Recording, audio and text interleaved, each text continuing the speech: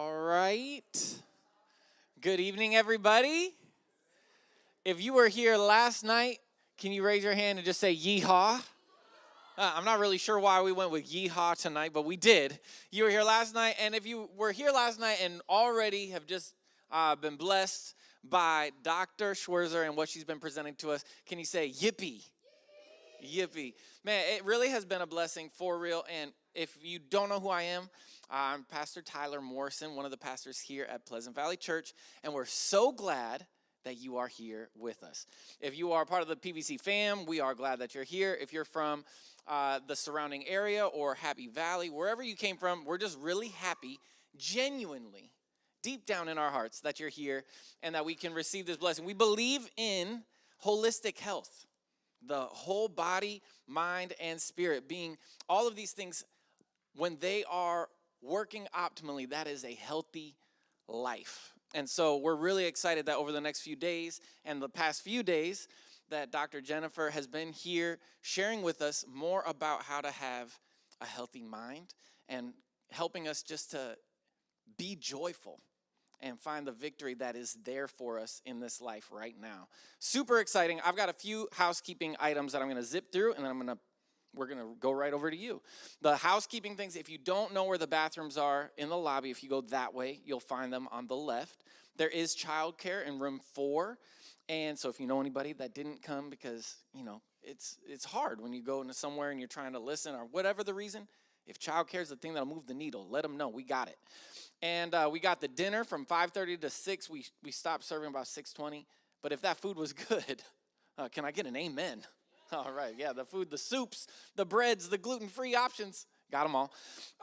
And then there's a couple things I wanted to highlight as well. We did last night a Q&A form that if you had questions you wanted to submit, you could do it. Can we put that slide up, the Q&A QR code? If you guys want to, you can scan this code. It'll take you to a Google form where you can submit your questions. And then as you go through the meeting, if something pops into your head, if you lose the website, don't worry. Just write down your questions so you don't forget. And at the end of the session tonight, we're actually going to have a short Q&A, or I don't know how short it is, I guess. It kind of depends on who's answering the questions. But Dr. Schwirzer, as well as one of our mental health professionals here at this church, is going to be answering a couple of the questions that came in last night, and you guys can submit some more. We're going to be doing this every night from here to Saturday night as we keep going through. If there are prayer requests that you have as well, please let us know. We have Brother Charles, who's actually helping with multimedia, is leading our prayer team. And if you want to keep it anonymous, confidential, whatever the prayer request is, but you'd like us to join you in that, we want to. So it would be our privilege to be able to join y'all in prayer for whatever you have as far as your requests go. Okay, a couple other things. If you didn't register and get your little red ticket, you're going to want to register. Each night has its own meeting.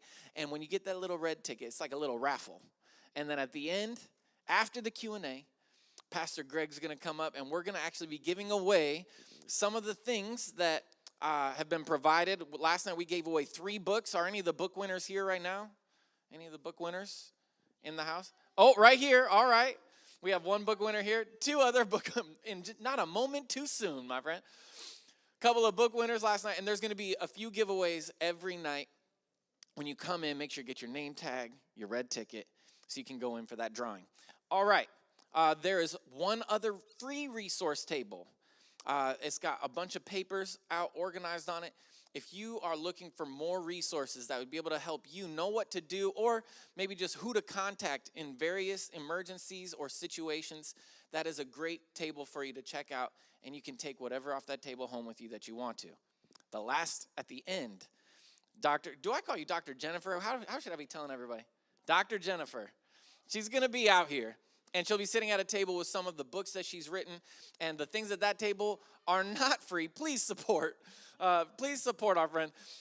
Those are not free, but stop by, visit, and see if there's something there that would be a blessing to you to take home. Yeah. Oh, yeah, we're going to do some giveaways. Yeah, hold on to that red ticket, because those giveaways at the end are going to rock your socks. All right, I believe that is it for our announcements. We're going to have in just a moment. Dr. Jennifer, come on up. But before that, let's just bow our heads in prayer and receive a blessing in Jesus. Father, I just thank you so much for the gift of being able to be healthy. And as we are here tonight, I just thank you for a peace, for joy, and I pray a blessing over everybody whose ears are going to be receiving what Dr. Jennifer has for us tonight. We pray all of this with gratitude in Jesus' name. Amen. Okay. Okay, good evening. So good to see all of you again tonight. This is so awesome. Let me talk to you about Elvis Presley's lifestyle. Because you know he died in 1977 of a heart attack, and he was only 42 years old. So I want us to get a little bit of an idea of this man who really had everything a human being could want. He had fame, he had fortune, he had any woman he wanted, basically. He had a marriage, he had, I don't know, do you have children? I don't remember. He had hit songs all over the world. He had the adulation of human beings, so many things, but he basically slowly killed himself, is what happened to Elvis Presley. Now, part of the problem was he was addicted to barbiturates, but he also had a terrible diet. Did you know that? So I'm going to read to you some of the food habits of Elvis Presley. He was really into meatballs. There was a period of time when he ordered meatloaf for supper every night for like 6 months or something like that. That's the story. And he would have it with or without bacon. And he would have fried biscuits. I mean, you make biscuits, they've got shortening in them and fat in them. Then you fry them on top of that. Okay. Let's see how much fat we can get into one food. Bacon-wrapped meatballs, chicken fried steak, jelly donuts, and vegetables saturated with butter and salt.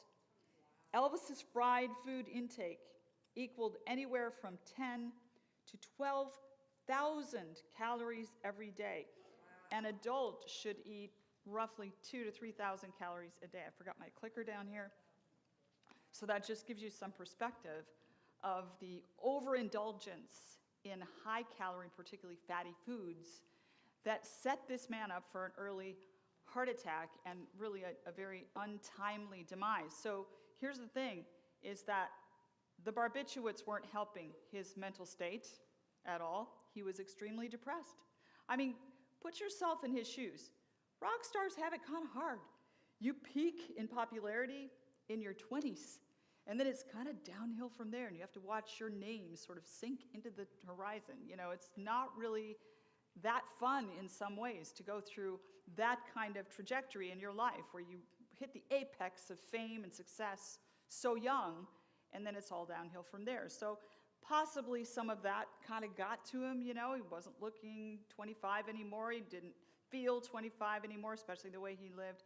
So possibly some depression set in, and I think that's doubly the case because the man was using drugs, and anything you put in your body that alters the function of your brain is going to cause problems, as we talked about last night. Those neurotransmitter balances are so important. But in addition to that, the food was contributing to the depression. All of that fat had an impact on the brain. So tonight we're going to be talking about lifestyle's impact on anxiety and depression. And the first step we're going to take in helping treat anxiety and depression, because we talked about what they are last night, but now we're going to start talking from here on forward. I used to spend a lot more time on the problem itself and just kind of giving all kinds of details about anxiety and depression and what's wrong and how people end up anxious and depressed. And now I just spend a little bit of time defining the problem, then I spend the rest of the time on how to alleviate the problem. So from here on out, we're going to be talking about treatment for anxiety and depression. How's that sound to you? Yes. What can we do about it? What are some positive steps we can take? And so tonight we're going to be talking about treating the body, because brain health impacts mental health, because your mind exists in the context of a physical organ. And that physical organ is physical just like the rest of your body, and the health of your body will impact the health of your brain. Make sense? And so we want to look at the connection between good health habits and good brain health. You know, I love looking at diagrams of the brain. We talked about this one last night, but you see all these diagrams online. And you know what I love? And this is just kind of going off-roading here for a second. Notice that the most colorful part of the brain is the limbic system in the middle. Isn't that pretty? It's all those different colors, like a rainbow. It's the emotional part of the brain that gives life color and interest and excitement. How boring we would be if we had no emotions. Can you imagine such a thing? But those emotions can also cause a lot of problems. And that's what we're talking about this week. So what happens to our brain when we don't eat right, when we don't live right, when we aren't healthy physically? What happens to the brain? We're going to be looking at that question. Now, I'll tell you something about treatment of anxiety and depression. The standard approach to care is two-pronged: medication and counseling. That is the standard approach to care. Anybody worth their license and graduate degree salt is going to say, don't just go on a medication. You need to get counseling. You need to do some work, some inner work, so that you can develop better habits of mind, better approaches to life, more functional relationships, et cetera, work through trauma and all of that stuff. Because if you're reliant on the medication, I'll tell you what happens. Your body builds up a tolerance to all medication sooner or later, so that its effectiveness will not be as great. Now here, I'll tell you something about antidepressants. You go off them, you're going to feel terrible. If you've been on them for 5 years, you go off them, you're going to feel terrible. But I don't believe that the therapeutic effect of those antidepressants lasts for those whole 5 years. I think it's just keeping you from withdrawing, and that's why you feel so bad when you go off them. Does that make sense?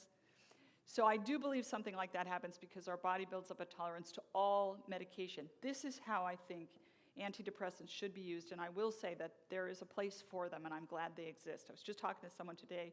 I said, please go on a medication, and okay, thank you. And I need that because this is very hot, so that'll be great. Thanks for the table.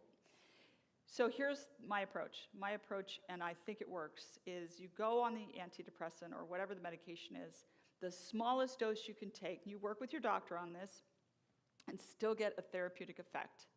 And then you do the work of trying to change your thought life. We're going to be talking about that in detail the next 2 nights.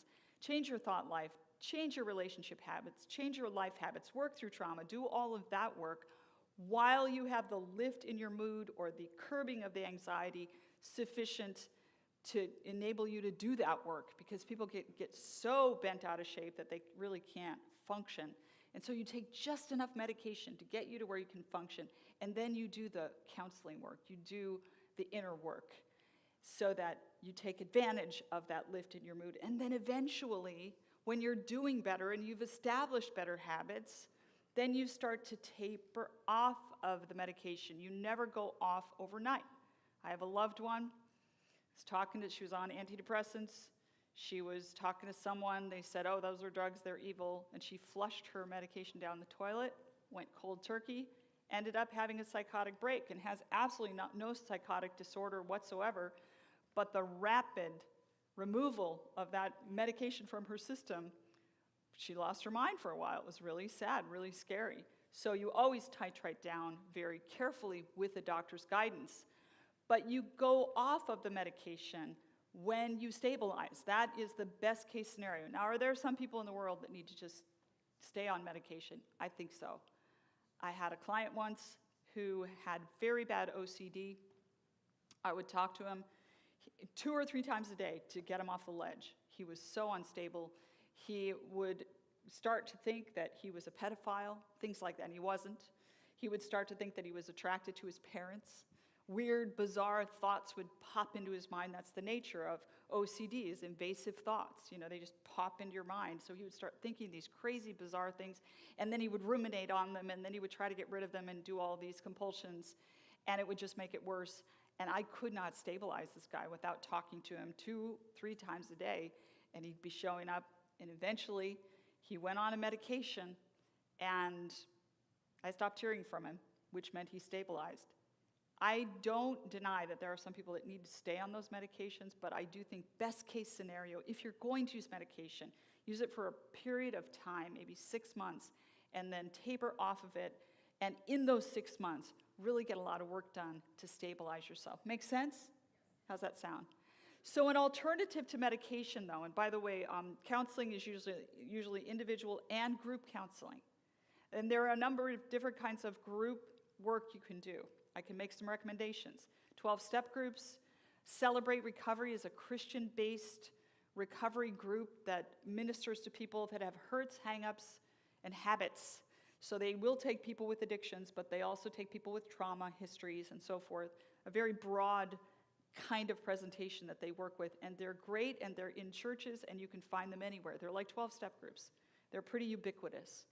And so 12-step work, Celebrate Recovery, those can be good options for group work. And also if you attend a wonderful church like Pleasant Valley Church, you know that they have groups that they conduct, and those can be excellent ways of taking that counseling or whatever you're doing into a group context. So that's a good option. And then individual counseling is great. And I've been giving you some information about how to pursue that. And then medication, SSRI drugs, selective serotonin reuptake inhibitors. So they prevent your synapses from reuptaking the serotonin, so you end up having more circulating serotonin in the synapses, and that apparently eventually raises the mood, although we don't know exactly what the mechanism is. And there are other medications that work for anxiety and depression. And by the way, those SSRIs do work for both anxiety and depression and are prescribed for both of those. Okay, so that's the typical model. If you go to a licensed counselor in the area, this is what they're going to do for you if you have anxiety or depression. They're going to encourage you to get medication, very likely, and then go ahead and attend some counseling. But there's an alternative to that second prong, you might say. You get the counseling, you do the work, but you also increase your brain health through what I call nature hacks and habits. The difference between a hack and a habit is a hack is something you do as needed, kind of, and you just, if you're feeling anxious, you do this little hack. If you're feeling depressed or you're going through a bad season, you might do it every day, but you don't have to do it all the time. But then there are a series of habits that you just continue to do that minister to and build up your brain health as just part of life. And so I'm going to be sharing both of those with you. Now, I want to mention something here. This is Grandpa and Grandma. And by the way, the pencil means we're going to have a question about it on the quiz. Okay, so you've heard this story where someone says, well, why should we take care of ourselves? Why should we care what we eat or what we do? My grandpa smoked, drank, and swore like a fisherman and ate all kinds of garbage food, and he lived longer than my grandma, who was a health nut. Why should I take care of myself? Let me tell you what's going on there. There are two kinds of health. One is alpha health, and the other is beta health. Alpha health is the natural strength of your constitution. Beta health is what you do with the alpha health. So God gives every person a certain amount of vitality, a certain amount of physical strength, a certain strength of constitution, and not all men are created what? Human beings are created equal. No. Some people are born kind of robust and healthy, and others are born from the get-go with illnesses, or maybe they develop them later. So the strength of your constitution does factor into longevity. What you do with that strength of constitution, or not so much strength, also factors in. So Grandpa had a 9-level alpha health. He had terrible habits, so he had a 4-level beta health, but that added up to 13. Whereas Grandma had only 2-level alpha health. Even though she took very good care of herself, it still didn't bring her up to as high a number as Grandpa. Make sense? So no matter who you are, no matter what the natural strength of your constitution, and this applies to mental health as well, not all minds are created equal. Some of us are more naturally stable than other people, more naturally laid back and easygoing. Some are more naturally anxious. Some have, some of the biological anomalies bound up in things like depression or OCD. If you've seen brain scans of OCD, the brain is very different. Or what about ADD? So people can be genetically, through nature, set up to have some of these weaknesses psychologically, and that would be your alpha. But what you do with it matters too. So no matter who you are or what the natural strength of your psychological constitution is, you can still do something with what you have. Can you say amen? Cool. All right, so what we're going to do here is we're going to break these hacks and habits down into 8 doctors. These are 8 natural habits and hacks that we can pursue that are amazing and are free and are available to everyone. I'm going to take them one at a time. The first one is air. How important is breathing? Are you thankful for air? Have you ever almost suffocated? Or have you ever been in a place that didn't have good quality air? It feels so good to go outside and get that fresh air. Or sometimes you have to go farther than outside, like outside of the city to get the fresh air. But the good news is that even trees will do that for you. So let's look at this. The American Psychological Association, this is not a group of people that are necessarily experts in physiology per se, but listen to what they say. High levels of air pollution may damage children's cognitive abilities, increase adults' risk of cognitive decline, and possibly even contribute to depression. So the quality of the air you breathe can affect and damage your brain and can set you up for certain conditions. The good news is that the trees filter the air. So what is in the air that inflames and irritates the brain is called particulate matter. We talk a lot in neuroscience about things crossing the blood-brain barrier. There is like a barrier in the brain that keeps chemicals from getting into your brain, that protects the brain. The blood-brain barrier prevents things from getting into the brain because that's the most important organ in your whole body. And so the body is created such that it protects the brain. Did you know your forehead is one of the hardest bones in the body? That's for protection too. So that blood-brain barrier keeps a lot of things out of the brain, but that particulate matter from pollution crosses the blood-brain barrier.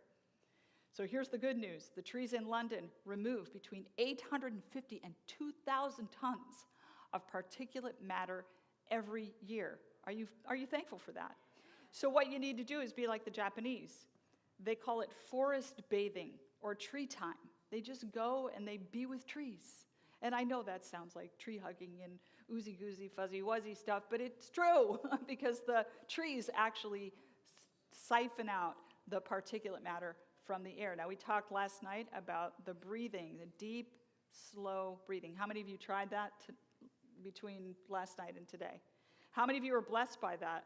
Someone came up to me right at the beginning of the meeting and said that was really great, and that she had been to a therapist years before who had told her the same thing, and that this was a reminder of something she already knew. That deep breathing is so important because you're oxygenating your blood. And the quality of air matters, but you don't have to live way out in the country. Just go to the park. I love this about Portland. It is a city, but there are so many beautiful parks. I think I've been to most of them over the last couple of weeks, and you can get that strong, really fresh air. Another factor in breathing is posture. Now, I have naturally sloping shoulders. I was not born with a good straight back, so I have to constantly remind myself to straighten my back and to inflate my lungs and put my shoulders back and so forth. My mother isn't here to do it anymore. So I would give you an example of one very interesting way in which posture can have a really positive effect on mental health, and that is your confidence level. I don't call it fake it till you make it. I call it faith it till you make it. When you can believe that you are a child of God and you are of infinite value because of the price he paid for you, and that you have a place in this world and you can serve humanity and be useful and be a blessing to others, and you really have that sense of self-respect. You can put your shoulders back and know that. But you know what? Even if you don't feel that in the moment, as soon as you put your shoulders back, you're going to kind of start to believe it, you know? You're going to believe you're more valuable than you will if you've got your shoulders like this. So I'll tell you a story. I was walking down my road, and I live in Florida, and everybody has a pit bull. And my neighbors have a pit bull. their gate was open. Everybody has gates, too, in Florida, to keep the pit bulls out of the road. So it's true. It's absolutely true. So they had just gotten home, and their gate was still open, and their pit bull came charging out of their property at me. And I was talking to a friend. It was actually David Asherick. I was talking to David Asherick on the phone. And the pit bull comes charging at me. And you can ask David about this if you ever see him. I just started screaming on the phone. You know, and the pit bull sunk his teeth into my leg. Now, fortunately, I had jeans on. But I had been taught by my husband that you aggress. We did tree planting in the South for a period of time, and he told me if a dog ever comes at you, pick up a rock and you throw it at him. And I would ride my bike, and bike wheels make dogs crazy, etc. So I had that experience a few times of throwing rocks at dogs, and they do turn around and run away, at least some of the time. And so I knew that you have to meet that. If there's no way to avoid getting bitten, then you have to, get in their face, kind of. And so I started to do what I could do. Now, these days, I'm bringing a stick with me. But at the time, I didn't have one, so I started to kick him in the chest, because that is the most surface area. And so I just went ninja on him, and I started kicking him in the chest. And fortunately, the neighbor got out there, took the dog away, and I had a few words with the neighbor. I said, you chain that dog up, I will forgive it this time, but you got to chain him up. And they have since then. But the amazing thing is, I didn't have a trauma response from that. And normally, an experience that upsetting would have rattled my nervous system, and whenever my nervous system gets rattled, I usually don't sleep well that night, or I'll wake up in the middle of the night, or it somehow disrupts my sleep, because that extra adrenaline just puts me over the edge. I'm not a great sleeper. But I slept like a baby through the night. My theory is this. There's a whole way of treating trauma involving movement, where instead of avoiding things, you go toward them. And they teach you basically the physiologic motions of assertiveness is what they do. My theory is that because I naturally kind of engaged in that, it didn't flap me, it didn't bother me as much, because I had my shoulders back, and I knew I was a child of God, and I did not deserve to get eaten by a dog, So that's my theory. I'm not sure if it's true, but I do know that posture matters, and it certainly matters in terms of the quality of air that you take in. Let's talk about sunlight. We've had some beautiful days. I was totally waiting for just really dark, dismal weather while I was here. It's been actually quite nice. I mean, there have been a few kind of drizzly days, and then I had a downpour in a Walmart parking lot of all things, and I decided that the weather in Portland is like an abusive relationship. It's all beautiful, and you think you went to heaven, and then the rain comes down on you, and you're like, this is who you really are, So I've had a few of those, but for the most part, the weather's been lovely, and I'm very, very grateful. So let's talk about the benefits of sunlight for all of you people with seasonal affective disorder. Don't deny it. I know you have it. Every one of you, if you live here. Yeah? Yeah? Okay. So let's talk about how to sort of ward it off and how to manage it. But let's talk about how problematic it is first. Vitamin D deficiency, by the way, is pandemic.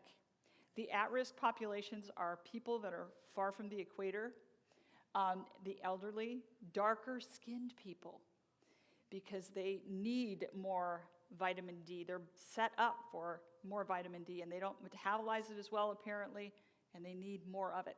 And people with health issues such as celiac, renal disease, obesity, and liver disease. So those are the at-risk populations for vitamin D deficiency. I am vitamin D deficient. I'm on a supplement because, I'm all worried about wrinkles, so I don't go outside as much as I should sometimes.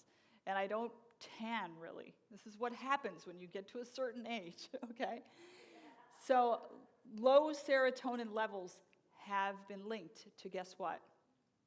Vitamin D deficiency. One of the ways that we can get vitamin D is by sun exposure. Isn't that a blessing?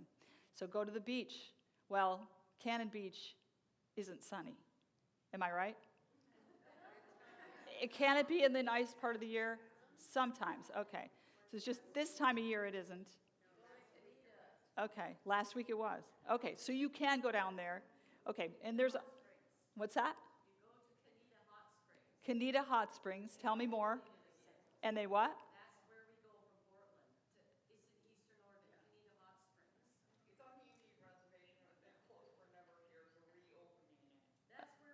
My kids go there. That's where you go into the springs with other naked people, isn't it? No.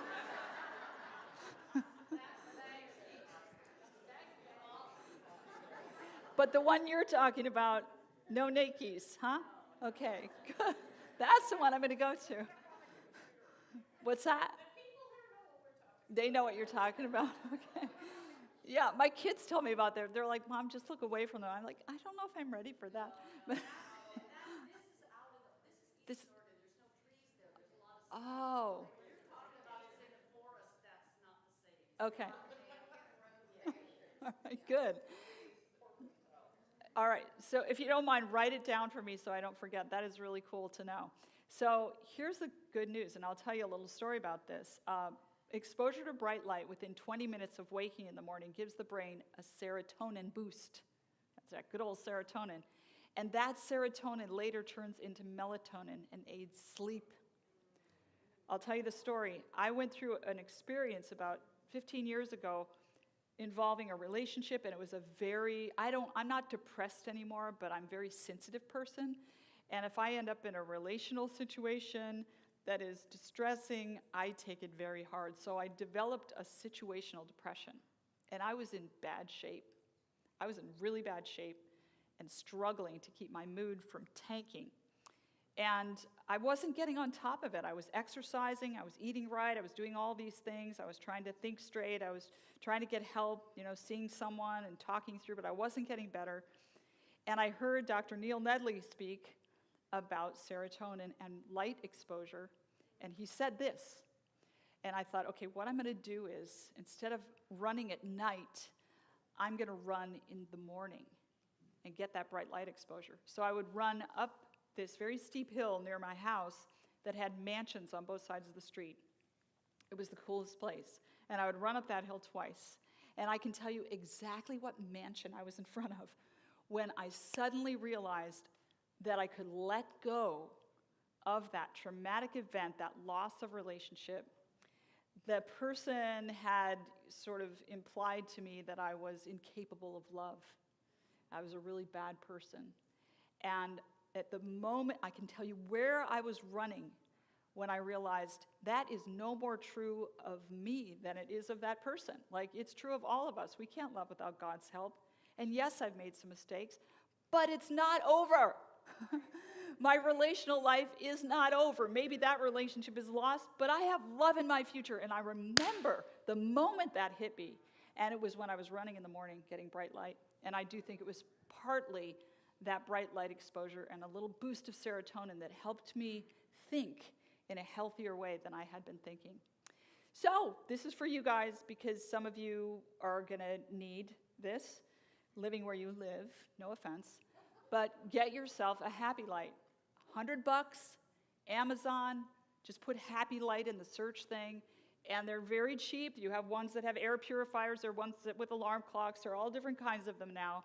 And what you do is you get that bright light exposure through the happy light first thing in the morning. You can do your devotions in front of it. You can drink your coffee in front of it. You can answer your emails in front of it, whatever. But you're going to get that bright light, and the idea is to get it in the eye socket. Not directly into the eyes. Never look directly at the sun, especially if you're blue-eyed, because you're very photosensitive. But you want to get that light in the eye socket, not direct.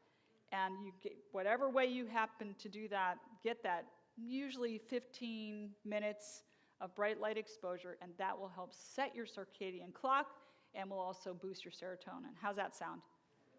Very reasonable, inexpensive way of doing that. And I'll tell you this as well, you don't have to use a light. If you wake up late enough to where it's already light out, even if the sun isn't shining, just going out in the daylight is going to have a similar effect early in the morning. So it doesn't have to be a beautiful, bright, shiny day. It can be an overcast day. You still get that bright light. But you want to get it within 20 minutes of waking up. That's key. Because there's something about your wake-up brain that takes more of an impression from that bright light. All right? Make sense so far? Let's talk about temperance. Temperance is abstaining from everything harmful and then using in moderation what is healthy. Now, I might make some enemies here because I'm going to talk to you about some commonly consumed substances that can impact anxiety and depression. alcohol, street drugs, and even caffeine and nicotine. Let me just say this about nicotine, because everybody knows nicotine is bad. I really used to enjoy nicotine. Actually, I smoked when I was younger. Not a lot, but I did smoke as a kid. I'll tell you a quick story. My friend and I used to smoke her parents' half-smoked cigarettes. You get a real buzz from nicotine, but eventually you get addicted, and then it doesn't give you the buzz anymore. It just kind of feeds your addiction, like all addictive substances. Anyway, we would smoke her parents' half-smoked cigarettes and giggle. It was so funny. We dropped a cigarette once into the couch, burned into the box springs, and we poured water on it and sprayed Glade. Forgot that Glade is highly flammable. Long story short, we both left the house after that, and the house burned down. True story. 12 years old. You want to talk about mental health problems? I felt pretty guilty. And what ultimately happened, and I'll tell you this, is I wrote her a note. I wanted to tell everyone. I felt so guilty. I just wanted everybody to know. She didn't want me to tell anyone. She was my best friend. I was afraid of losing that friendship, so I tried to keep it quiet. But I wrote her a note, and her dad found it. And her dad was a lawyer, of all things. And her dad, this is such a funny story, but believe me, I was not laughing at the time. So her dad had a meeting with us, and my punishment was, guess what? I had to tell my mom. And I had talked my mom out of smoking. My mom was a smoker, and I talked her out of it. So now it was terrible. It was the worst day of my life. I remember where we were. It was terrible. But talk about mental health problems. I felt pretty guilty about that. So we all know nicotine is bad, but let's talk about some of these other issues. And I know I'm not going to make friends here with some of you, but caffeine does upset the neurotransmitter balances in the brain. And if people are inclined toward anxiety and or depression, it can impact that. Here's Roland Griffiths, PhD. He says caffeine is the most widely used mood-altering drug in the world. People often see coffee, tea, and soft drinks simply as beverages rather than vehicles for a psychoactive drug, but caffeine can exacerbate anxiety and panic disorders. I helped write David Asherick's biography or memoir. He, at one point, drank so many big gulps, this Mountain Dew, large, and so many other sources of caffeine that he ended up having really what was a psychotic break. And he called a friend of his, and she told him to drink a beer, and that helped. Go figure. Because of the hops in the beer, and probably the alcohol helps. I mean, you got to do something when you're like that. But these are psychoactive drugs, so be sensitive to that and realize and ask yourself, if you're using caffeine, I'm not going to tell you what to do, but if you're using caffeine, I'm not, but if you're using caffeine and then you notice you're having some anxiety or depression, experiment with it. You're the captain of your own ship and the master of your own destiny. Know your own brain chemistry and work with it intelligently. Alcohol also disrupts the delicate balance of neurotransmitters in the brain. It is sedative, so often people will have a drink so that they can what? Fall asleep, but guess what it does? It creates a rebound effect where it puts you to sleep, but then your body fights back against that, and then you're up in the middle of the night, and people end up with what we call mid-insomnia, which is the most treatment-resistant form of insomnia. There's nothing really you can take for mid-insomnia because you can't take it in the middle of the night and be dead the next day. So the difficulty for all sleep people is helping people go to sleep and stay asleep, and alcohol disrupts that. Let's talk about overwork. That's the drug that so many people are on and feel not so guilty about it because, after all, they're contributing to the betterment of humanity or whatever. But there was so much overwork going on in Japan that people were dying. They were working they were literally working every waking hour of the day, going home and sleeping for 5 or 6 hours and turning around and going back to work and dying in the subway stations. So they called it, they have a word for it. What's that? Young people. Yes, that's right. Young, healthy people were dying from overwork. And they call it karoshi, sudden death from overwork. So they passed laws. We don't have these laws, but they passed these laws that people can only allow their employees to work so much. So rest is very important. Can you tell what that is? That is such a cute picture. I just love that. Rest is so essential to who we are as people. A story is told of two men competing in a wood chopping contest. And one of the men keeps taking breaks. He sits down, has a sandwich, and goes back to chopping, and then he has another water break a little while later, and then he has a little walk around the block. And the other guy just chopped all day, just straight up. At the end of the day, the guy that took the breaks had more wood chopped. And he couldn't believe it. He threw his hands up in the air and said, I can't believe this.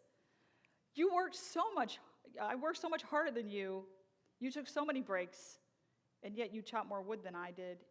And the winner said, you didn't notice what I was doing on my breaks. What was he doing? He was sharpening his saw. That's why you take a break, because it sharpens you. It makes you better. I can't tell you how many times I have been so tired at night, I cannot work through some kind of problem, whatever it happens to be. And I just, I used to make myself figure it out, but now I'm like, okay, I'm going to sleep. God gives his beloved sleep. I'm going to sleep. And then it's there in the morning, and I understand the way forward. I don't know if you've had this experience, but there's something called a hypnagogic state, which occurs in the fragile stages of sleep, at the onset of sleep, and then as you're coming out of sleep. It's called hypnagogic. People can have hypnagogic hallucinations, which are dreams that feel real because you're half awake and half asleep. They're very weird. But I can tell you this, that when I'm coming out of sleep, if I've had a good night's sleep, I will sometimes write entire songs in my brain before I wake up, or create entire blogs in my mind before I wake up. It all just comes to me. It's amazing how restorative sleep is. Take advantage of it. It's there for a reason. And also find other ways to rest. One of the things that I stumbled upon when I was only about 18, 19 years old was the idea of keeping Shabbat, as the Jews call it, or Sabbath. And I saw in Scripture that God blessed the seventh day and hallowed it. In other words, he set it apart. There was a blessing that fell on that day that did not fall on the other days of the week. And I started to really buy into that. And I remember the first few days, I just left everything in my house and my schooling and all the things that I was doing and just would walk out in nature on the Sabbath. And it would seem that the colors were brighter and the bird songs were more beautiful. It was incredible, the heightened beauty of nature on the Sabbath. So I do think that God set that day aside for us. And I'll say this, that if you take a day and back off of all the worry and the turmoil and the effort that it takes to be a human being, and you just leave your life in the hands of God, you're going to be better at doing that on a consistent basis, on a spiritual level, if you do it actually, behaviorally, one day a week. Because what it does is it breaks the cycle of meritocracy. What I mean by meritocracy is you don't get anything without working for it in the world. How would you feel if your boss came to you with your paycheck and said, this is a gift? You'd be like, no, it's not, I earned it. Everything is a meritocracy. You mow your lawn, your neighbors like you. You are nice to people, and they're nice to you. Everything is meritocracy. But what the Sabbath does is it helps you rest in unearned love. You get to sink down into the love of a father. It says, I have provided for you, not because you worried or not because you did anything, but because I love you. And you consciously and intentionally take that day to sink down into that reality, and it can be life-changing and give you rest on a level you'd never had before. There's a condition called fatal familial insomnia. It causes, obviously, loss of sleep, but then if the case continues, panic attacks, paranoia, and phobias, then hallucinations, then rapid weight loss, then dementia, then death. Very rare disease, by the way. Only 100 people in the world have it, roughly. But it is devastating, obviously, in its effect. The deeper stages, there's a protein missing that prevents the body from going into the deeper stages of sleep, the restorative stages of sleep. That's what it is. So many of us have a spiritual form of fatal familial insomnia where we never rest in love, unearned, unmerited, unshakable because it's unearned and unmerited, unshakable love. We never just lean back into the chest of God and say, I'm your child, you love me, end of story. I highly recommend it. All right, let's look at the sleep stages. Number one stage is the brain waves begin to slow. You fluctuate between alpha and beta waves. Alpha waves are more kind of flatline, beta are more brain activity. Then the heartbeat and breathing slow, and sleep begins to deepen. Then the third and fourth stages, the breathing slows way down, and that's the very deep and what you might call delicious stage of sleep. And then there's REM sleep. Very, very fascinating. Sleep is fascinating generally. I don't know much about it, but here's what I do know, is that during REM sleep, the brain is very active. It's almost as active as it is when you're awake. The heart rate increases, breathing gets very shallow, your eyes move rapidly, which is why it's called rapid eye movement sleep, and you have very vivid dreams during that time, and what they call it paradoxical sleep, because even while you're having these vivid dreams, there's some kind of mechanism that paralyzes your body. And that mechanism is missing in some people. And that's why they do what? Sleepwalk. Because they don't experience paralysis, so they get up and act out their dreams, see? But that's the rare person. Most of us can't move when we're in paradoxical sleep. Now, we go through those stages, those cycles, 4 to 6 times a night. That is sleep. Isn't it wonderful? I love it. The American Academy of Sleep Medicine recommends 7 to 9 hours of sleep per night. I want to do a quick poll here. How many of you get between 7 and 9 hours per night? Raise your hand. That is good. I have been in front of congregations where hardly anyone raised their hand. Now let me ask this. How many of you get less? Raise your hand. Okay. Okay. How many of you get more? Raise your hand. Hardly anyone. Okay, so those of you that are getting less, you need to get a little more sleep here. There are a few people in the world that are what we call short sleepers. They just need less sleep. But most of the people that don't sleep much are not short sleepers. They're just going on adrenaline. And they're going to reap what they sow. And it's going to affect them physically. So try to get that 7 to 9. That is the sweet spot. You're going to see in your folder a little sheet called Sleep Strategies that will give you an idea of things you can do to improve your sleep. How many of you would say you have significant problems with insomnia? Raise your hand. Okay, we got 2 or 3. There's a very interesting treatment for insomnia. It's basically cognitive behavioral therapy, and what they do is have you sleep in your bed between midnight and 6, or it might be 7. You're in your bed, and you're not in that bed for anything else at any time. You're just in that bed for that period of time. And if you're just lying there, you're lying there. If you really can't sleep, you get up and you sit in a chair, but you don't read, you don't do anything. You just sit in a chair until you start feeling tired, then you go back in the bed. And you are very strict about that. And even if you didn't sleep the night before, you get up at 7 in the morning and you live that day. Because what happens is people don't get up in the morning because they couldn't sleep the night before. You sleep in, and then what happens? Then they can't fall asleep that night. So you make yourself get up. I have learned that I can deal with a day or two of not sleeping well, and a lot of times that will reset my clock. I tell my husband that all the time. Just get up, walk through the day like a zombie, you'll be all right. You'll go to sleep that night. So that's the treatment for it, is you have to deprive yourself of those naps and those things that you do because you didn't get sleep, but eventually your body clock sets itself. Another form of rest is resting your stomach. I've made a lot of dietary changes in my life. I became a vegetarian in 7th grade, I think it was, because my grandmother died and I believed in reincarnation. I learned about it through a friend, and I believed my grandmother might come back as a cow, and I would end up eating her. Literally, that's why I became a vegetarian initially. I was just a kid, I thought, I don't want to eat someone I used to know. So I quit eating meat and became a vegetarian. Then I started eating more healthy food at one point, more fibrous foods, learned how to cook that way. And then someone told me, space your meals, because I would graze from like 4 in the afternoon till I went to bed, eating constantly. Then I would wake up in the morning, hardly eat anything until 4 o'clock again, and my stomach was a mess. Someone said, eat a big breakfast, wait 5 hours, nothing but water in between, eat a nice big lunch, wait another 5 hours, and then if you eat at night at all, eat a very light meal that can be easily digested before you go to bed. And I followed that, and I still follow it to this day, and I cannot tell you what a blessing it is to me. You know, you hear about many small meals, and maybe some of you have health conditions that require that.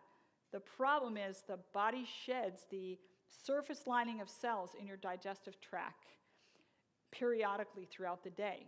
It's a cleansing mechanism. And if you don't let your digestive system rest, it doesn't do that as effectively. So that break in between is really a very good cleansing mechanism. And it's also good for regulating your blood sugar because it forces your body to produce its own regulation of your blood sugar instead of you constantly raising your blood sugar through eating. So let's talk about exercise. To be optimally healthy in body, mind, and spirit, we need periods of rest and periods of activity, and periods of relaxation. All right, let's talk about exercise. Exercise improves memory, focus, motivation, serotonin, dopamine, norepinephrine, and something called BDNF factor that has to do with the growth of the brain. Do you know your brain is always growing? You're always learning throughout life, and something that can enhance your brain's ability to learn new skills and take in new information is that BDNF factor. There's a wonderful book by John Rady called Spark, and he talks about the power of exercise. But one of the cool things he does is he says, look, you don't need to be a marathon runner. You don't need to be, Superman. Just walk and get that walking in. And actually walking exercises every muscle in the body. So get some really good walks in 3, 4, 5, 6 days of the week, and you'll be better off for it. One of the things that exercise does for us is it helps us metabolize stress hormones. You know, the wildebeests and the gazelles in Africa, when the lion comes into the field, they do what? What do the zebras do when the lions come? They run. And so they immediately metabolize that spike in stress hormones in their body. What do we do when our lion boss comes into the office? We sit in our cubicle and marinate in our own stress hormones. This is not good. So we as human beings need to not run around the office maybe, but run around the gym that night or run around the block that night or find some way to metabolize those stress hormones. High-intensity interval training is really good for your body and your mind. It's very simple. You just intersperse bursts of high-level activity with moderate activity. So you walk for 5 minutes, run for 30 seconds, cruise on your bicycle 5 minutes, pump hard for 30 seconds, that type of thing. And when you intersperse like that, you get the benefit of that burst of effort and the muscle toning and the lung capacity increase without making your workout so grueling that you can't stand it, that you end up not doing it because it was just too hard. Make your exercise program fun. Don't let it become unfun, because if it becomes unfun, you won't stick to it. It should be enjoyable, and it can be. All right, let's talk about diet. So many diets out there. The werewolf diet, the 5-bite diet, the baby food diet. I used to love baby food, man. It's too expensive, though. The grapefruit diet, the cabbage soup diet, the cookie diet. Now, that sounds pretty good to me. But it turns out the best diet overall for most people is a diet that is largely comprised of fruits, nuts, grains, and vegetables. So it's not about being a vegetarian Nazi where you shoot holes in people for eating meat. Like, that's not where I'm at. But what I would like to encourage you to do is include more plant foods in your diet and fewer animal and fewer refined foods. So when you go to the grocery store, put more whole plant foods in your cart and less refined and animal foods. You say, well, I can't afford to shop at Whole Paycheck Market. I understand. But what you do is you buy things like brown rice. That's a natural food. Oats, like Quaker oats. That's a natural food. Popcorn is a natural whole grain. Grains and beans, quinoa, all the different grains, but also kidney beans, pinto beans, garbanzo beans. You can buy those dry and cook them.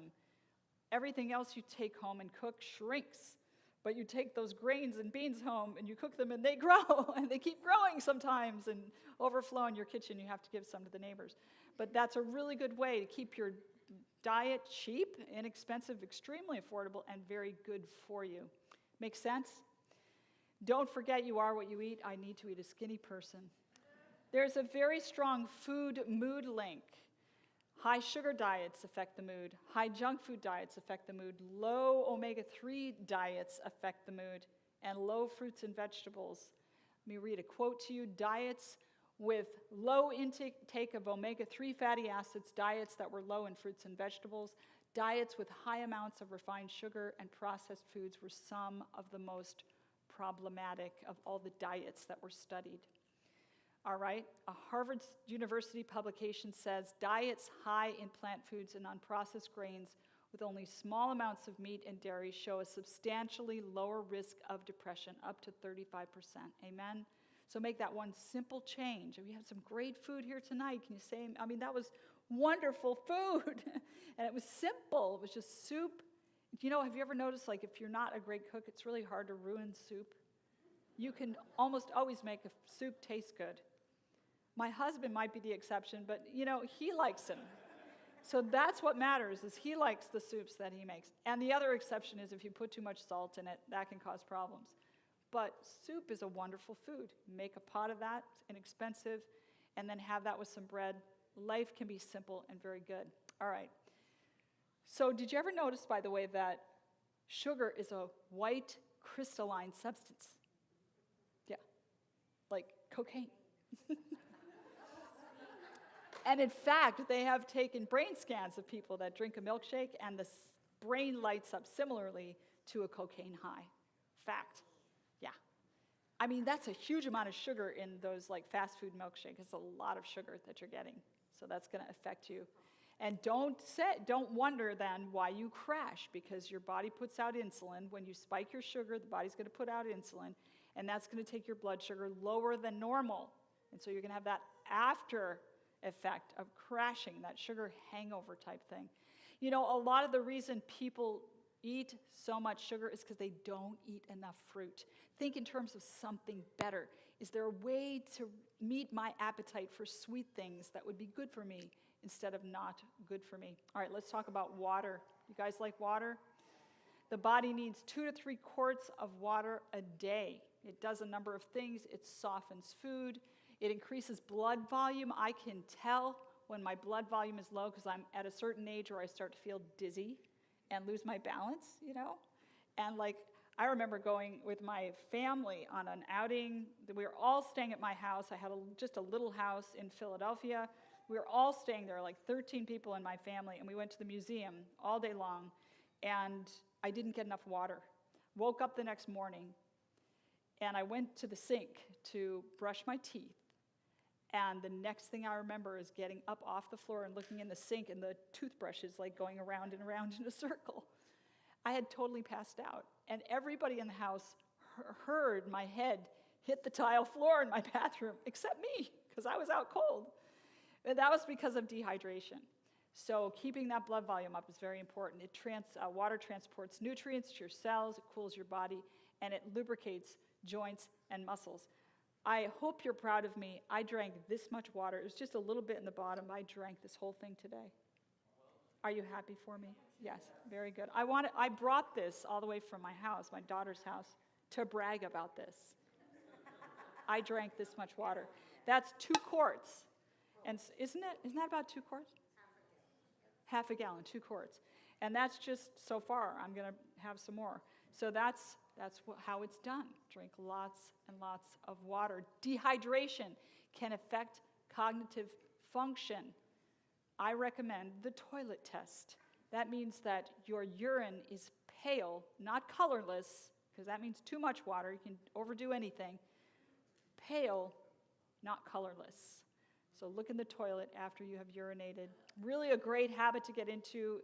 In fact, I think I drank more than this today, because I think I had a quart when I woke up. Anyway, I need to keep better track. But that's why I use one of these, because then you can see how much you've had, unless you have like a sieve-like memory and you can't even remember how many times you filled it up. That's a separate problem. Okay, so water upon arising. Try drinking at least a quart of water in the morning. Some people like putting lemon in. Try it. it'll purge your body right out. It'll get everything moving. It just is a great way to wake up and get your system going. So I encourage you to get water upon arising. Now, let me share something with you about the benefit of water in a different way. Hippocrates said that water therapy assays lassitude, and that means it offsets fatigue and apathy, I think, is what that means. So, a study was done on hydrotherapy, and it was compared in a French study to the benefits of the SSRI drug Paxil on 357 patients with generalized anxiety disorder. Some were given the drug, others daily baths using natural mineral waters and massage. Both groups benefited, but the hydrotherapy group benefited more and stayed better longer, and the hydrotherapy had no bad side effects. I'll tell you a story. I was at one of those famous family vacations a few Christmases ago. You know how that can go, where you're so happy to see your family, but sometimes you don't have great relationships, and sometimes tensions can arise. Well, that happened, and I had a very difficult encounter with a loved one. I was staying in a place where they had a jacuzzi, but they also had a swimming pool, but the swimming pool wasn't heated, so the water was very cold. And I made a covenant with myself. I am going to try hydrotherapy because my mood was affected by that interaction. And like I mentioned to you, when I go down because of situational issues, I go down hard. And I knew that I would have great trouble enjoying the vacation if I didn't do something for my mood. So I thought, this is a great time to try hydrotherapy for anxiety and depression. So every night, 3 minutes in the hot tub, another minute in the pool, another 3 minutes in the hot tub, back in the pool 3 times. And I tell you, I got through that with flying colors. I was much better off than I would have been. Now, this whole cold plunge nonsense, I'm not sure about. I only lasted 30 seconds because I have Raynaud's syndrome. It's the sort of contraction of the capillaries in your fingers and toes. And it just doesn't work out well for me to have extreme cold, get exposed to extreme cold. If you want to do cold plunges, it's a free country, but I am not recommending that, and I am not doing it. 30 seconds is my max. Don't pressure me about any more than that. Now, another way that you can get that hot and cold effect is a hot and cold shower. So you take 3-minute hot shower and then a 30-second cold shower, and you do that 3 times. Same principle. Please put a plastic chair in your shower stall so that you don't pass out while you're doing this in case you're inclined to faint. Hit your head on the faucet and sue me. I don't want that to happen, so put that plastic chair in there. And always check with your doctor before doing any of these things. But this can be a great treatment for anxiety and depression, particularly situationally. I know quite a few people that do the hot and cold thing every day, just as a matter of course. Here's the last law of health that I want to share with you, and that's trust. Trust is so important, isn't it?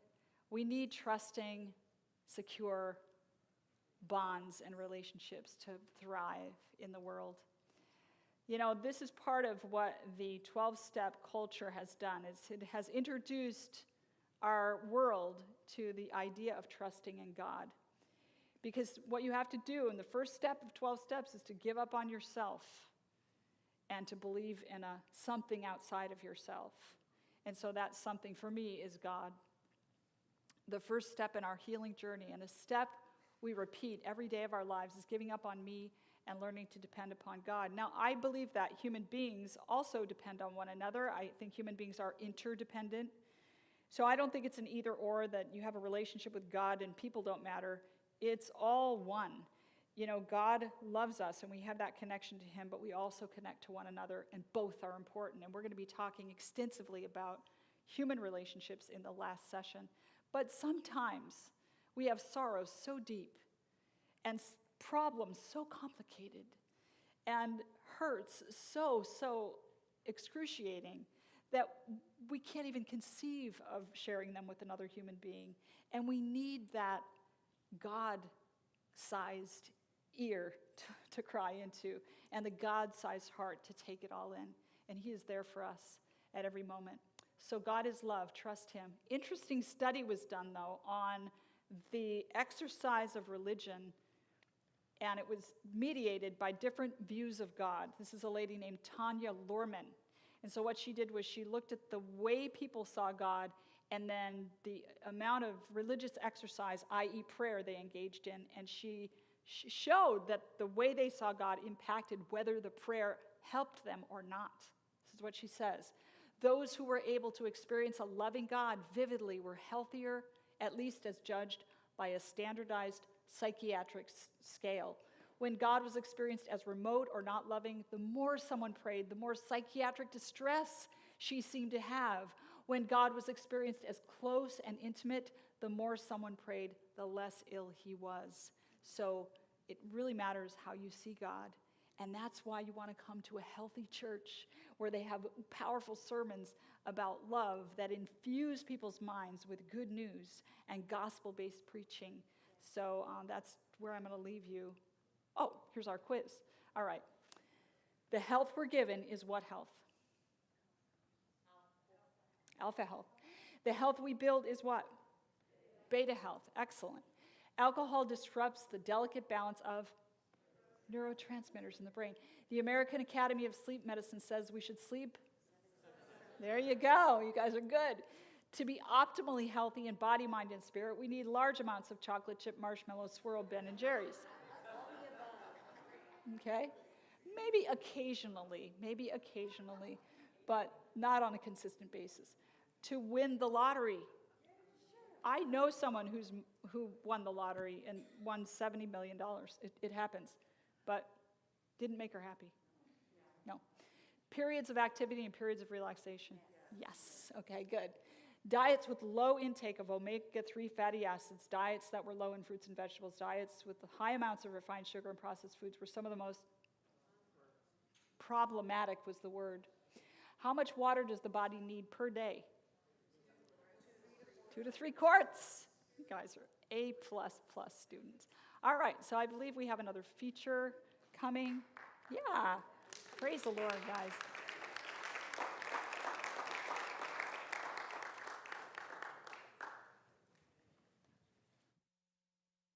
Don't go too far. We're going to have you come back up here in a second. We want to take about 10 minutes here and answer a couple of the questions that have come in. And so I'm going to invite, if you guys were here last night, you met Jessica Bradburn. Come on up, Jessica. And then I'll sit on this one. I'll do this one. Yeah. Hi. Okay. So we have a couple of great questions that have already come in. How close am I? It's too close? Yeah. We're good now. Okay. We know what to do with that now. Okay, so we're going to dive right in. We want to make sure we get you guys out as close to 8 o'clock as possible. All right. The first question that we wanted to read here says this. I feel like my anxiety is disappointing to God. I know the Bible says be anxious for nothing and do not be afraid, but I still struggle. Do I need to ask for forgiveness for feeling anxious? Okay, I love this question. I know, me too. So it's an act of generosity then, giving it to you. Thank you. Just Okay. saying. Well, let's see how it goes. I wonder if you can do a thought experiment with me. Go ahead and close your eyes. Imagine you are back in 2020, right at the beginning when the pandemic hit. You're feeling anxious, except you're 7 years old. Okay, you're 7 years old, you're feeling anxious. You've got a really loving parent who's available, has responded to you. And I know not all of you have had a parent like that, but just imagine you have a parent who's there, reassuring, present, but you're hearing all of this news from the world. Maybe it's from friends, from family, through the TV, however it is, and you're feeling anxious, feeling really, really anxious. And you don't tell your parent. You're holding it all by yourself. You're 7 years old. You're holding it all by yourself, and you're literally going to pieces on the inside. You're all alone with it. Trying to like get away from those feelings of anxiety, but it's just building. You're going to pieces. Now imagine you're still 7 years old. It's the beginning of the pandemic. And you go and you share that with your parent. You share that with your parent. I'm feeling anxious. I'm feeling scared. I don't know what's going to happen. There's no guarantees. There's no certainty. And your parent comes and says, oh, I see you. You're feeling anxious. You're feeling so scared. I'm right here with you. I'm not going to leave you here. You feel calmed and you feel reassured. I think this passage is presenting two ways of walking with our anxiety. One is holding it all by ourselves, and the Greek there literally means falling to pieces. That's what anxiety means, being divided into a million pieces. And the other way is being able to share it with our loving parent. It's not saying you're so bad because you're having anxiety. It's saying there's a different, better way. There's a different way, and so it says that way is, it says prayer, supplication. All that means is tapping into what's going on inside of you. What is the body sensations, the emotions? What is the need underneath that? And sharing that with God. Sharing that with God, that's what that means. And that's what the Psalms are. Tapping into what's my body saying, what's the need, sharing that with God. And then experiencing Him respond to us as a good parent, either through others, maybe it's through how we can pick up on how He speaks to us, and then treasuring the experience of being secure with Him when He does meet us. In the science, there's something called relational savoring, and it's how parents and children and spouses create secure attachment, as Dr. Jennifer was just talking about, and it's fully embracing and savoring an experience of feeling connected to our attachment person when they responded to us in distress. That's what Thanksgiving is all about. It's creating secure attachment by savoring that experience and the warmth and the security it brings. So this passage isn't saying anxiety is bad. You're bad for experiencing it. It's saying, oh, little one, there's such a better way. You don't have to hold this by yourself. You were made for that. Oh, that's so sweet. I was just going to say, the Bible says over 300 times, do not fear, but it can't possibly mean don't feel fear. It can't possibly mean that, because controlling your emotions directly is about as successful as herding cats. So God can't possibly mean do not feel fear. What He means is don't let fear control you. Live a lifestyle of courage, because you do have a loving Heavenly Father to whom you are bonded, and He will give you the strength to face challenges. So it's not saying don't fear. Don't interpret your emotions of fear as the choice to be afraid. It's two different things. And I don't think you need to feel, what do you think? You don't need to feel condemned for feeling fear. Oh, no. Yeah. Sorry, we have to share. That reminds me of the distinction you made last night between facing your fears and then not facing your threats. Yeah. The actual imminent threat. Right. Such a good distinction to make. Yeah. All right. I think we might have time for one or two more here. This one is specifically towards Dr. Jennifer. What are your thoughts on FOMO, the fear of missing out? Oh. I feel it's similar to anxiety. Do you? In this hyper-connected world of social media, where we can watch the highlight reel of friends, wannabe friends and loved ones as they live their best lives, what tools would you use to help protect against FOMO, feeling less than, etc.? Oh, do I know what that's like. So all those people with white picket fences and perfectly matched outfits on their children are my clients. All of them. And what happens on social media is you compare the inside of your life with the outside of their life. It's such a formula for disaster. So first thing is get off of social media if it's that triggering for you. I've literally had people in my office. She saw on social media the size of the diamond of her friend's wedding ring. Her friend had a bigger rock, and she was like, this is terrible. She's like weeping because the rock was so much, of her friend was so much. Like, this is what happens when we compare ourselves. Interestingly, the Bible says they that compare themselves among themselves are not wise. So that's one of the things we talk about in cognitive behavioral therapy is unfair comparisons. That is an unfair comparison. When you're looking at the outside, what someone's highlight reel, and you're comparing it to the reality of your life, that's an unfair comparison. They have an inside too, and they're my client. I can't tell you who they are, But I can tell you, they're a dumpster fire.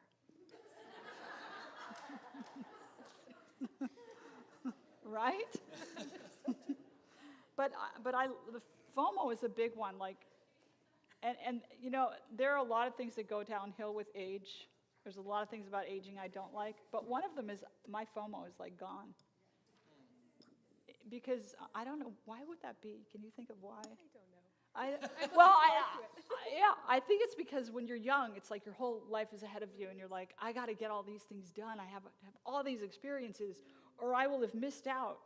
And it's too late by the time you get to my stage of life. It's like too late anyway, so you're like, whatever. Seriously, it's much easier than it used to be. Some things get better. A lot of things get worse, but some things get better. That's a good word. I receive it. All right, we have one more, and then we'll transition over to our closeout, Pastor Greg. This one, it's talking about kind of yesterday, in both times that you've started the meeting, you have spoken with a lot of confidence that things can and will get better. And so one person said, these types of presentations are encouraging and make me feel so hopeful, but things often go back to normal. How can you be so confident that a positive change like this can last? Well, let me ask you this first. And what does the person need to do to support the changes that come as a result of what we're doing here? Because obviously this is not enough for some, particularly for some people. So what would you recommend they do to help carry it into the future and make it last? I mean, the first thing that comes to my mind is grab a buddy. Yeah. It's really, really hard to make change happen by yourself. But when you're in community, you find there's extra support, extra motivation, because it's not just you. When you're feeling down, somebody else can be like, okay, let's go work out today, or let's go on a walk. So yeah, my first thing is grab a buddy, either from here or from another community that you have.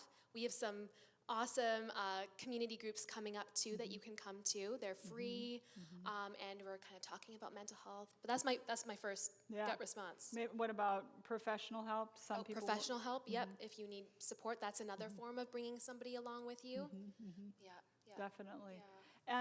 And I would say this, that even if you improve for a while and then go right back, don't see that. Reframe that, okay? Reframe that not as a failure or not as a death sentence, but reframe it as, well, I did get better for a while. It didn't last, but I did get better for a while. Think of it as there's a cabin in the woods. You want to build a path to the cabin, and you walk to the cabin a few times, and you tamp down the grass a bit and start making a path, but then you go back to the house, and the grass grows up a little bit, but then you start walking back to the cabin. You keep walking to the cabin. Eventually you have a path to the cabin. It's easier to get there. That's what you're doing by doing something like this and getting better for a few days. Even if it only lasts for a few days, you started to tamp down that grass and create that pathway that it's going to make it much easier to get there in the future. So getting better temporarily counts. And one other thing I'd add is sometimes we can be like, okay, I need to do all these things and take on way too many things to try and make a change. Right. And then we fall off the wagon and we're like, oh, one thing. Just one small change sometimes can be more effective if you're just practicing it consistently in community than trying to do 10 things at once and then feeling discouraged because you're not able to sustain it. People need not so much a list, but they do need a list, but they also need love. And so we want to experience those changes in the context of relationships. So I did give you guys a list, and I plead with you not to weaponize that list against yourself, okay? Promise? It's a long-term list, so you chip away at those things, but you by no means use that list as a way of proclaiming yourself a failure, ever. And this is why I think some of you need to go through some of those steps with a coach or counselor, and maybe even one that we can direct you to here in this area, so we're going to work on that. But definitely you can connect to a coach, a mental health coach, through abide.network. Go on that website, abide.network, and fill out the intake form, okay? That's ready right now. Thank you, both of you, so much. Again, if you guys have questions that come up throughout the meetings, we will throw that QR code up so you can submit them. But let's give our panel mental health professionals a hand. Thank you guys so much for coming up. And in the context of community and that impact that these connections can have, I'm going to pass the mic on over to Pastor Greg. Good evening, everybody. I love that you're here tonight, and haven't we been learning some amazing stuff? I really appreciate what you were just saying and about grabbing a buddy, Jessica. That was awesome. I have recently made a change and committed to my daughter that I would start walking a minimum of 10,000 steps a day. You can see I'm wearing my walking shoes right now, and I shared that with a buddy. My buddy Joshua and I have been sharing our data from our health app. And guess what, guys? Today he has like 12,574 steps, and I only have 5,000 and something. So guess what I'm going to do after the meeting's done tonight? Woohoo! Yeah, it's good.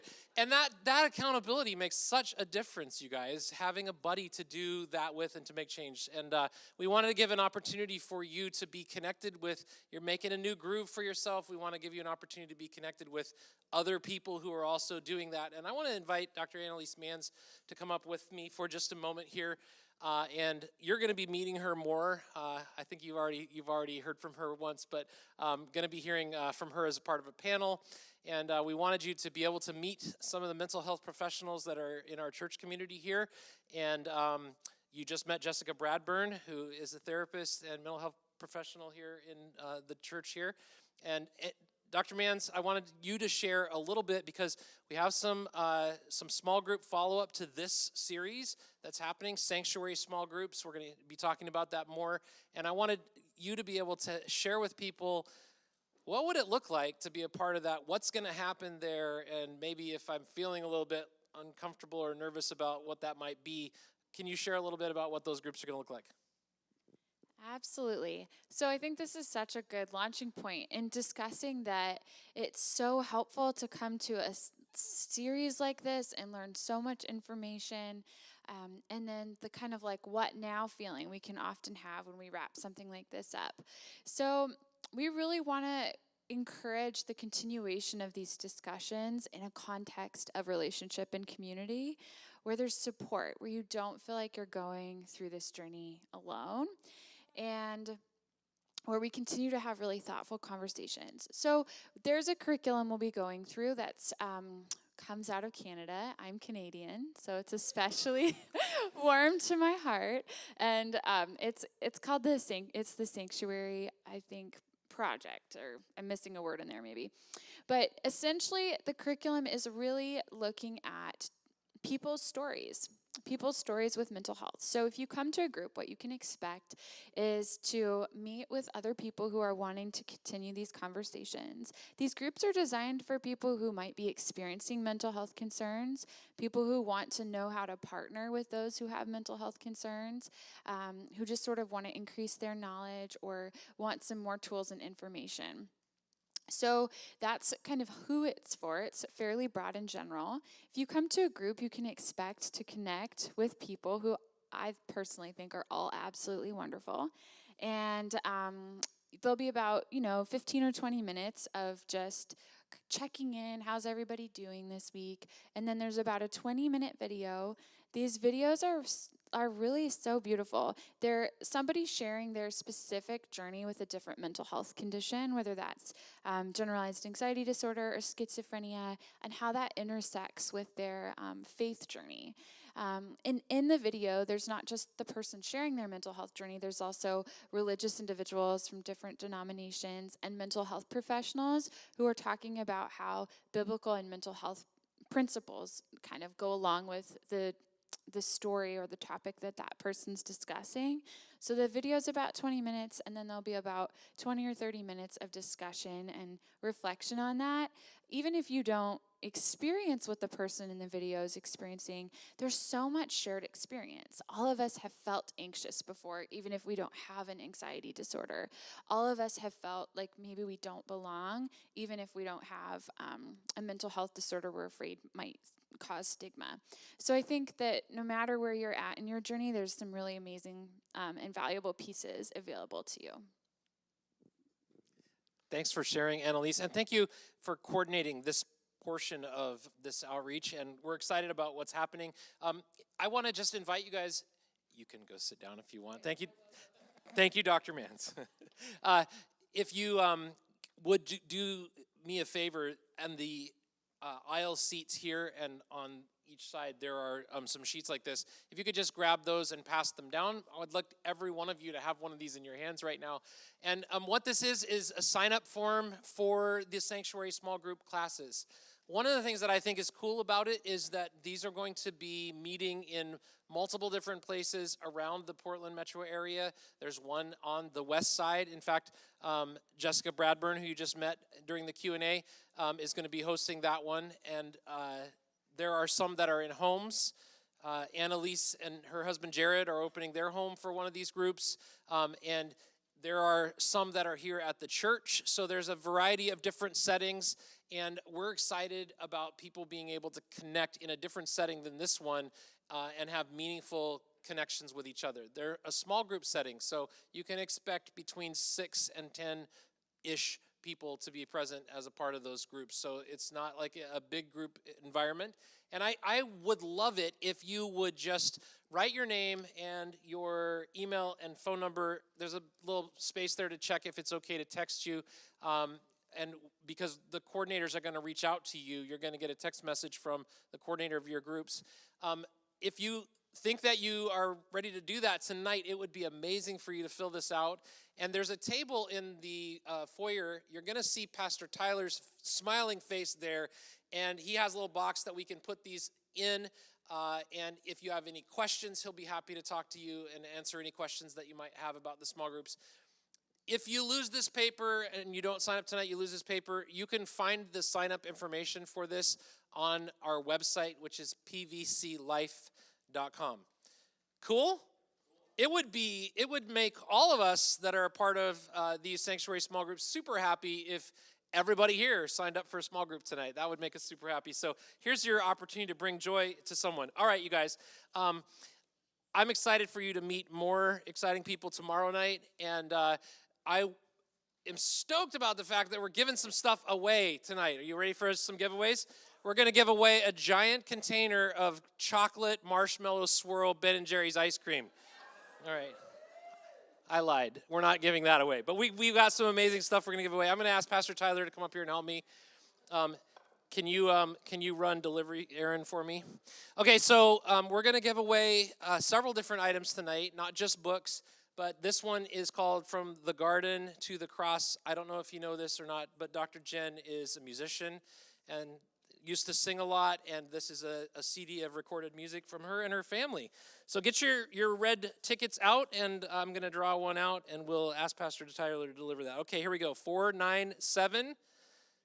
284. 497-284. People are still getting their tickets out. You know what? Okay. All right. Anybody else have 497-284? Here's your chance to steal it. All right. All right, here we go. Okay. Next, we have a DVD. And this is a DVD of Dr. Jen, and the topic is the 7 deadly psychological sins: worry, avoidance, criticism, complaining, self-pity, emotionalism, and bitterness. Those are the 7. And I think you're going to love it. Here we go. I got to mix these up good. I'm giving the people that were down on the bottom a chance to get life. Here we go. All right. 497-334. All right. Ding, ding. All right, very good. All right. We're going to give away another copy of 13 Weeks to Joy. 13 Weeks to Joy. Here we go. All right, that one was right from the side. Okay, 497-311. Aha, all right.